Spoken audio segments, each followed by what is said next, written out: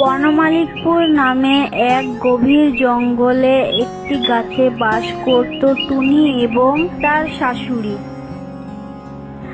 আর অন্যদিকে একটি দুষ্টু কালো কাক।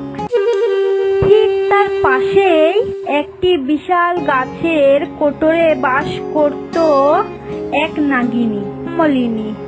নাগিনীর দুটো ডিম ছিল, তাই সে অনেক খুশি ছিল, কারণ তার ডিম থেকে 2 দিনের মধ্যে বাচ্চা বের হবে।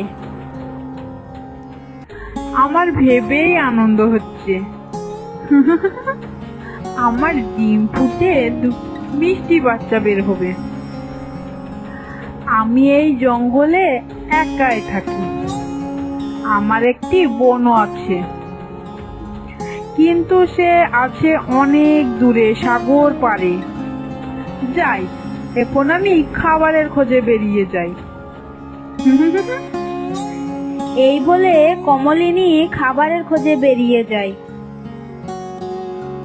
আর ওদিকে দুপুরবেলা হয়ে এসেছে। ঠিক সেই সময় কালো কাক ক্লান্ত হয়ে নাগিনীর বাসার সামনে গিয়ে বসে। আর সে যখন দেখলো গাছের কোটরে, আর সে তো অবাক, তার জিভে চলে আসে জল। আরে বাহ, এত মোটা মোটা ডিম! আজ তো দেখছি লটারি লেগে গেল। বাহ, একটি ডিম এক্ষুনি খেয়ে ফেলি। খিদের জ্বালায় প্রাণটা বেরিয়ে যাচ্ছে। আর একটি ডিম সঙ্গে করে নিয়ে যাই গিন্নির জন্য।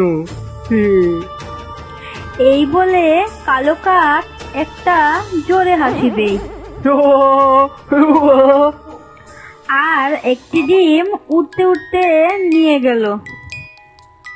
কিছুক্ষণ পর নাগিনী ফিরে আসে। নাগিনী তার ডিমের এমন অবস্থা দেখে কান্নায় ভেঙে পড়ে। আমার এমন সর্বনাশ কে করলো গো? আমার একটি ডিমও নেই। কান্না করতে করতে কমলিনী বলল, না, আমি এরকম অসহায়ের মতো এইভাবে কান্না করতে পারি না। আমি হচ্ছি নাগকন্যা কমলিনী। ছাড়বো না, আমি কাউকে ছাড়বো না। মেরে ফেলবো, সবাইকে মেরে ফেলবো। এই বনে একটি পশুকেও ছাড়বো না। এই বলে কমলিনী রাগিয়ে বেরিয়ে পড়ে।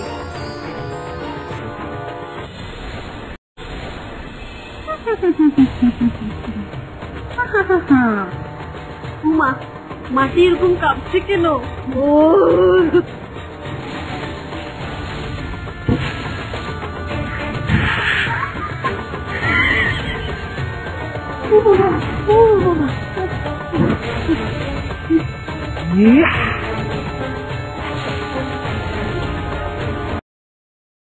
মা, শোনো, আমি বাজারে যাচ্ছি।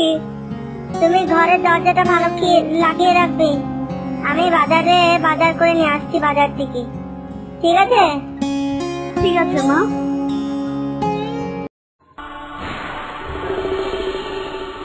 ও মাটির উপরে কাঁপছি কেন গো?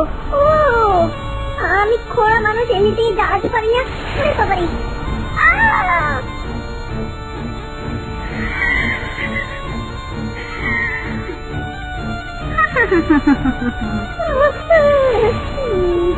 ও মা গো, এটা দেখছি একটা ভয়ঙ্কর নাগিনী।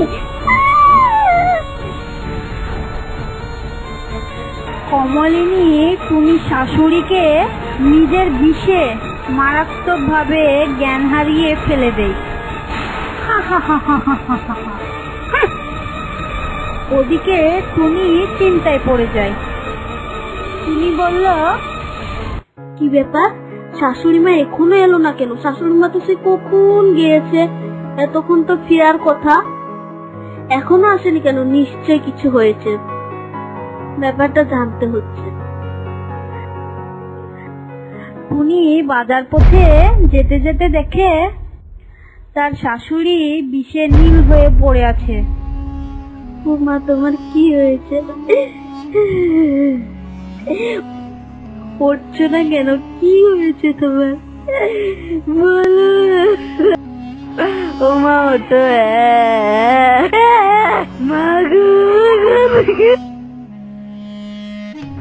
তখন টুনির এক বন্ধু বাজার থেকে আসে আর টুনিকে কান্না করতে দেখে বলে, টুনি বোন, তুমি এইভাবে কেঁদো না, আমি সবটা দেখাচ্ছি এখানে কি হয়েছিল। তখন কাবেরী টুনিকে সব খুলে বলে। কি? নাগিনে?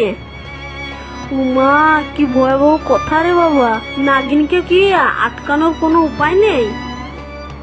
উপায় একটা আছে। আমি আমার ঠাকুমার কাছে শুনেছিলাম নাগিনীর একটা বোন আছে। কেন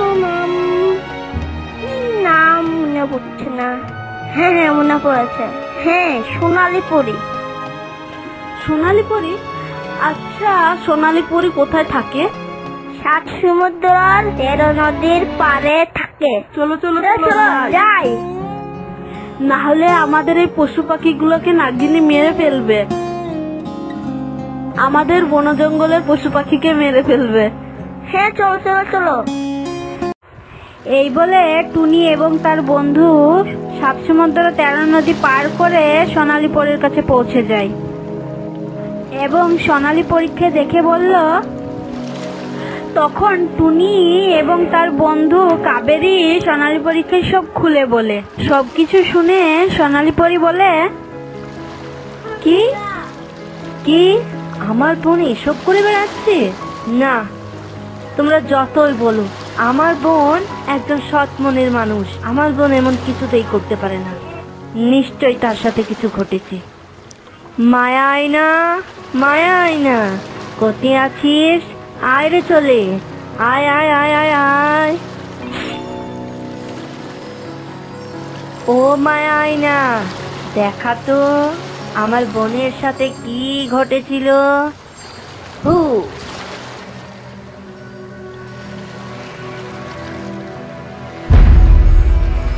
কি? ওই কালো কাক তো আমার বোনের মেয়েকে মেরে ফেলবে। আমাকে আমার বোনের মেয়েকে বাঁচাতেই হবে, নইলে ওই কালো কাক আমার বোনের মেয়েকে মেরে ফেলবে। আর আমার কমলিনী বোনের যে একটি মেয়ে বেঁচে আছে এখনো, তা আমার বোন কমলিনীকে জানাতেই হবে। আমাকে এক্ষুনি যেতে হবে। টুনি, কাবেরী, তোমরা তোমাদের বাড়ি চলে যাও। আমি এখান থেকে আমার জাদুর সাহায্যে আমি আমার বোনের কাছে যাচ্ছি, কমলিনীর কাছে গিয়ে সাহায্য করবো।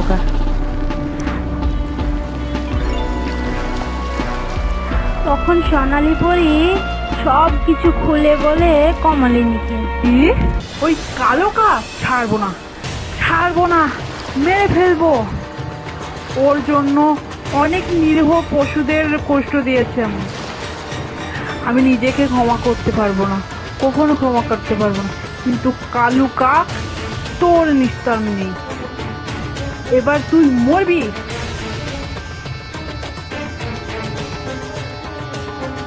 এই বলে তারা কালু কাকের বাড়িতে পৌঁছে যায় এবং তারা অদৃশ্য হয়ে দেখতে থাকে। এখনো পর্যন্ত কালু কাক তার মেয়েকে মারধর করছিল। কমলিনী আর সহ্য করতে না পেরে নিজের নাগ রূপে চলে আসে।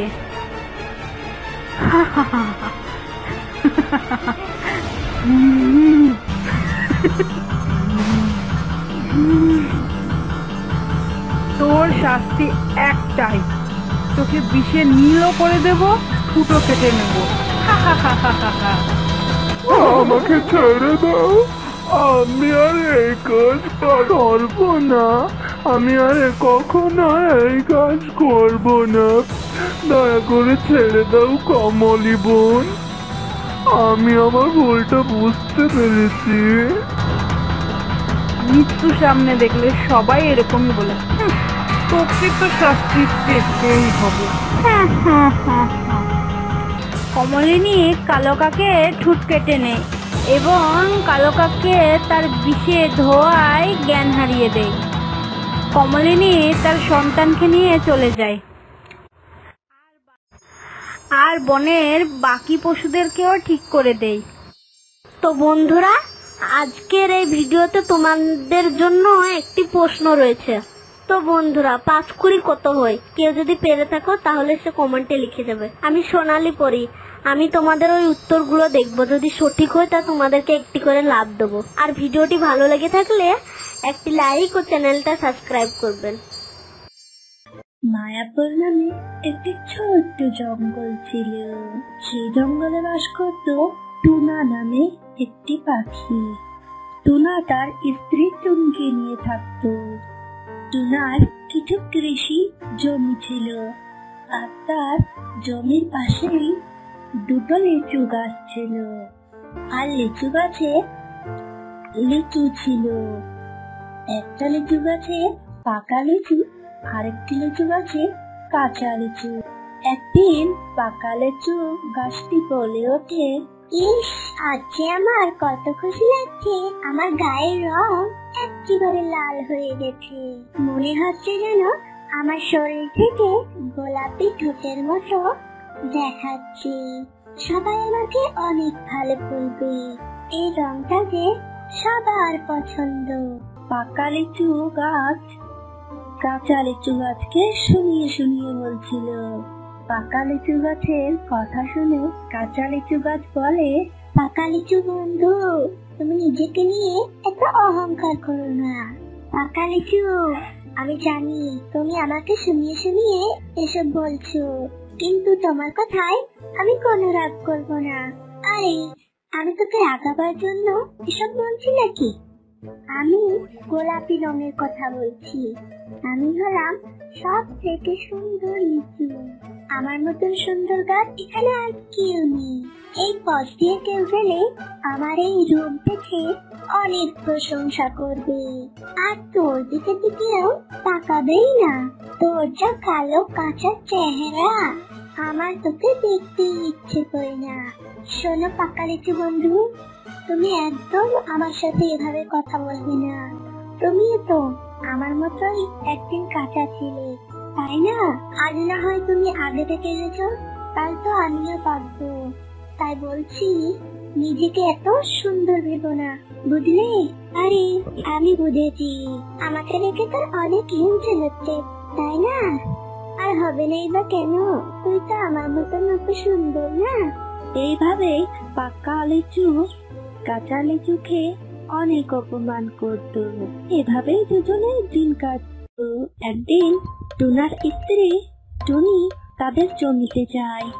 আরে, আমার একটা কলার ছড়ি তো পেকে গেছে, একে বাজারে বিক্রি করতে হবে। না থাক, আর ভালো করে পাকুক। ভালো করে পাকলে আমি ওনাকে বলে বেশি দামে এই লিচুগুলো বিক্রি করব। আর কাল থেকে আমাকে এই লিচু গাছকে বেশি বেশি করে দেখাশোনা করতে হবে আর জল দিতে হবে। আর এই কাঁচা লিচু তো এখনো পাকেনি, যাই এর ডালগুলো কেটে দিই। এরপর টোনার স্ত্রী টুনি ডালগুলো কেটে দেয়, আর তারপর থেকে প্রতিদিন টুনার স্ত্রী পাকা লিচু গাছে বেশি বেশি করে জল দিত। টুনাও পাকা কলা গাছেরই বেশি যত্ন নিত, আর কাঁচা লিচু গাছের কাছে জল দিত। এসব দেখে পাকা লিচু কাঁচা লিচুকে দেখে বলে, হ্যাঁ রে কাঁচা, দেখি মালিক আমাকে কত যত্ন করে, আমার গোড়ায় কত জল দেয়, আর তোকে তো মালিক দেখতেই পাই না, উল্টে তোর উপর রেগে গিয়ে দিল তো তোর ডালগুলো কেটে। তোকে যে কি বাজে দেখতে লাগছে। শোনো পাকা বন্ধু, তুমি আমার সাথে এমন করছো কেন? আমরা তো একই জায়গাতে বড় হয়েছি, তুমি যেখানে থাকো সেখানে আমিও তো থাকি। একদিন দেখবে তোমার এই অহংকার মাটিতে ঝরে পড়ে যাবে। এভাবে কয়েক কেটে যায়। একদিন একটি ছোট পাখি অনেক ক্লান্ত হয়ে পাকা লিচুর ওপর বসে বিশ্রাম নেওয়ার জন্য। এটা দেখে পাকা লিচু অনেক রেগে যায়। এই পাখি, তুই আমার এখানে বসেছিস কেন?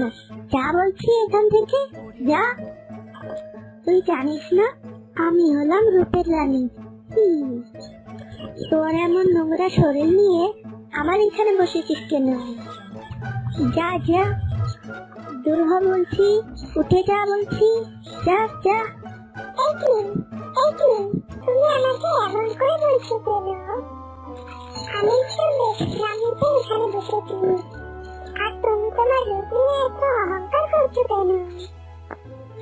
তোমার এই রূপের গৌরব আর তো কয়েকদিনের মাত্র, তারপর তো তুমি মানুষের পেটে চলে যাবে।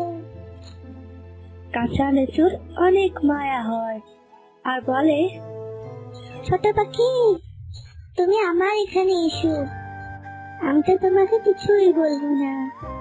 তোমার যতক্ষণ ইচ্ছে আমার এখানে বসে বিশ্রাম নিতে পারো। আর পাখি, পাকা লিচুর সাথে কথা বলো না, ও এখন অনেক অহংকারী হয়ে গেছে। ও সব সময় আমাকে ওর পাকা রূপ দেখিয়ে অহংকার দেখায়। ও তো বুঝতেই চায় না যে ওর ওই রূপ আর বেশি দিন থাকবেই না। তুমি অনেক ভালো গো, তোমার সাথে কথা বলে আমার অনেক ভালো লাগলো। তবে যাই গো। এই বলে পাখি চলে যায়। এরপরের দিন পাকা লিচু আর কাঁচা লিচু ঘুমিয়েছিল। তখন দুটো বাদুড় এসে পাকা লিচুগুলোকে সব অর্ধেক অর্ধেক করে খেয়ে ফেলে। সকাল হতেই পাকা লিচু জেগে যায়। এ আমার কি হয়েছে? কে আমাকে এমন অর্ধেক করে খেয়েছে? এ আমার কি হলো? আমার এত সুন্দর চেহারা কোথায় গেল? আমি জানি ওই শয়তান বাদুড় আমার এমন অবস্থা করেছে। দেখেছো পাকা বন্ধু, তোমার রূপের অহংকার কিভাবে শেষ হয়ে গেল। এদিকে টোনা লিচুর ছড়ি কাটতে এসে দেখে, আমি তো ভেবেছিলাম আজ লিচুগুলোকে বিক্রি করে দেব, কিন্তু এখন তো দেখছি সব লিচু বাদলে অর্ধেক করে খেয়ে ফেলেছে। এরপর টোনা লিচু গাছটি একদম গোড়া থেকে কেটে দেয়। এভাবেই অহংকারী লিচু গাছের মৃত্যু হয়।